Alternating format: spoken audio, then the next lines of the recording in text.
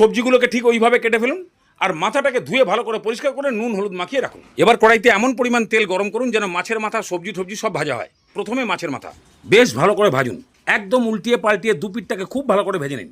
ভাজা হয়ে গেলে যতটা সম্ভব তেল ছেঁকে তুলুন। এইভাবে সব মাছের মাথা ভাজা হয়ে গেলে এবার সবজিগুলোকে সিঙ্গেল সিঙ্গেল ভাজলে কিন্তু অনেকটা সময় খরচা হবে। এই জন্য মোটামুটি একই গোত্রের মধ্যে যে সবজিগুলো পড়ে সেগুলোকে নিয়ে নিন। যেমন পটল আলু বরবটি, এগুলোর গরমে মন নরম হতে সময় লাগে, এই জন্য এগুলোকে একসঙ্গে। আর কুমড়ো বেগুন, এগুলো গরমে তাড়াতাড়ি নরম হয়, এই জন্য এগুলো একসঙ্গে। পটল আলু বরবটি মোটামুটি 60% ভাজা হয়ে গেলে এবার তেল ছেঁকে তুলে নিন। এবার দিয়ে দিন কুমড়ো বেগুন। নাড়াচাড়ি করতে করতে বেগুনের চামড়া যখন কালচে টাইপের হয়ে আসবে তখন তুলে নিন। এবার কড়াইতে তেলের পরিমাণটা দেখে নিন, দরকার অনুযায়ী কম বেশি করবেন। ওর মধ্যে 1 চামচ পাঁচফোড়ন, 4টে শুকনো লঙ্কা আর 2টো তেজপাতা ছিঁড়ে মেরে দিয়ে দিন, ভালো করে একটু ভেজে নিন। এবার 1 মুঠ খানিক পেঁয়াজ কুচি দিয়ে বেশ লাল লাল করে ভাজুন।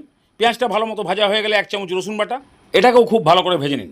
রসুন ভাজা কমপ্লিট হয়ে গেলে মাছের মাথা আর আদা বাটা